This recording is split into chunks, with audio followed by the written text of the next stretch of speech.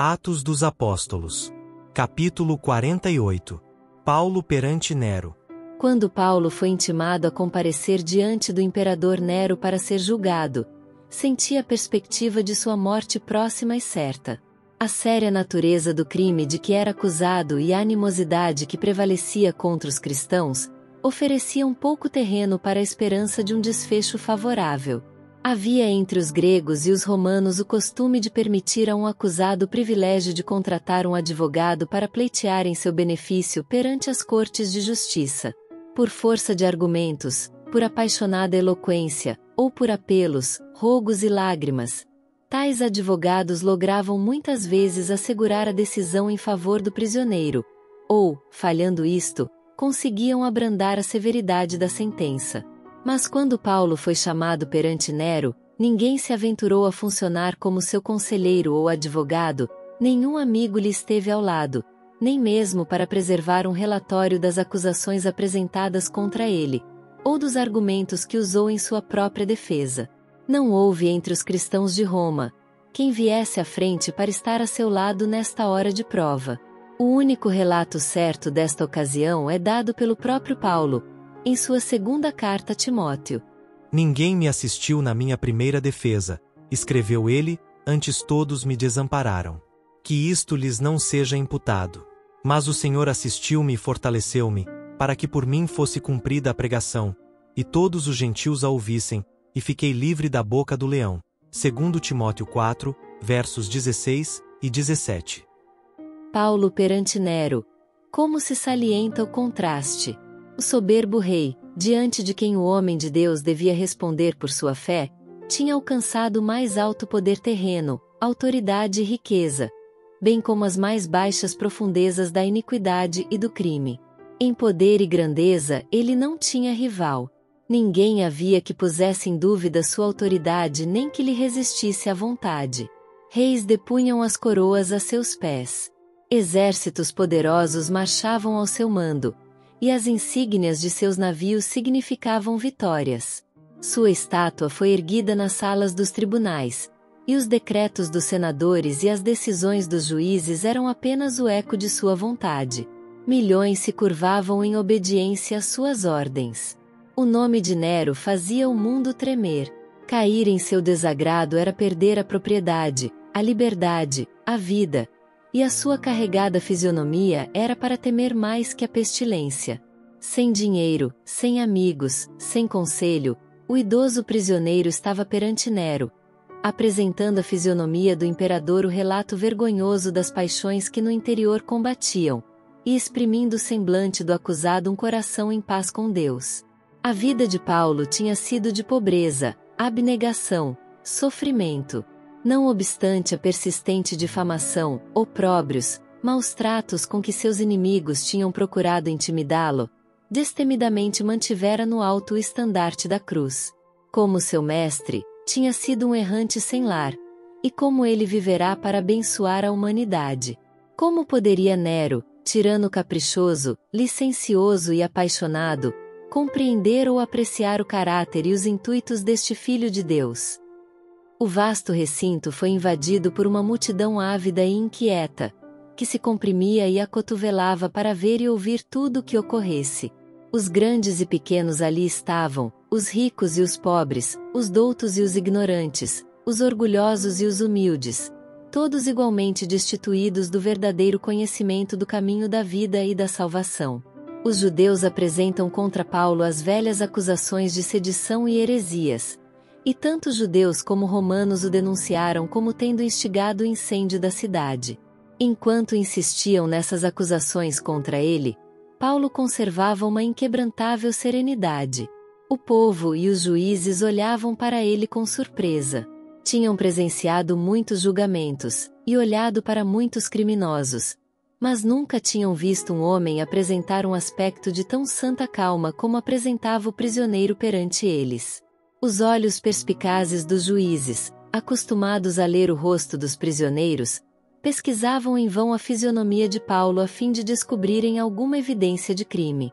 Quando lhe foi permitido falar em sua própria defesa, todos escutaram com ávido interesse. Mais uma vez tem Paulo a oportunidade de erguer perante uma multidão maravilhada a bandeira da cruz. Contemplando a multidão diante de si, judeus, gregos, romanos, juntamente com estrangeiros de muitas terras, a alma se lhe agita com o intenso desejo da salvação deles. Perde de vista a ocasião em que se encontra, os perigos que o cercam, o terrível destino que parece tão próximo. Vê somente a Jesus, o intercessor, pleiteando perante Deus em prol de homens pecadores. Com eloquência e poder mais do que humanos, Paulo apresenta as verdades do Evangelho. Aponta a seus ouvintes o sacrifício feito pela raça decaída. Declara que um preço infinito foi pago pela redenção do homem. Foram-lhe providos os meios para participar do trono de Deus. Por meio de mensageiros angélicos, a terra está ligada ao céu, e todas as ações dos homens, sejam boas ou más, estão patentes aos olhos da justiça infinita. Assim pleiteia o advogado da verdade. Fiel entre infiéis, leal entre desleais, acha-se ele como representante de Deus, e sua voz é como a voz do céu. Não há temor, tristeza, desânimo nas suas palavras ou aspecto. Forte na convicção da inocência, revestido da armadura da verdade, regozija-se em ser filho de Deus. Suas palavras são uma aclamação de vitória por sobre o troar da batalha. Ele declara ser a causa que dedicou a vida, a única que nunca poderá falhar. Embora ele pereça, o Evangelho não perecerá. Deus vive, e sua verdade triunfará. Muitos que naquele dia olharam para ele, viram o seu rosto como o rosto de um anjo. Atos 6 verso 15. Nunca antes havia aquela multidão ouvido palavras como essas. Elas tocaram uma corda que vibrou no coração mesmo dos mais endurecidos. A verdade, clara e convincente, derribou o erro.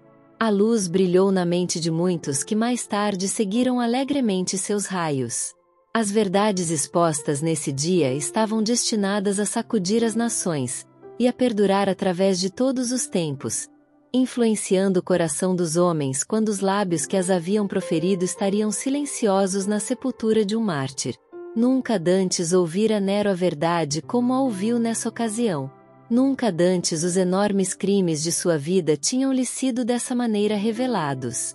A luz do céu penetrou nos recessos de sua alma poluída pelo pecado, e ele tremeu com terror ao pensar em um tribunal perante o qual ele, o governador do mundo, seria finalmente citado, recebendo suas obras a justa sentença.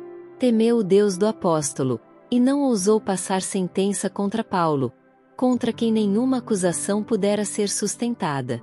Um sentimento de temor restringiu por algum tempo seu espírito sanguinário. Por um instante o céu se abrira para o criminoso e endurecido Nero, e sua paz e pureza lhe pareceram desejáveis. Naquele momento o convite de misericórdia se estendera até ele. Mas, por um momento apenas foi-lhe bem-vindo o pensamento de perdão. A seguir foi expedida a ordem para que Paulo fosse reconduzido ao calabouço, e quando a porta se fechou por trás do mensageiro de Deus, a porta do arrependimento se fechava para sempre para o imperador de Roma. Nenhum raio de luz do céu penetraria de novo as trevas que o envolviam.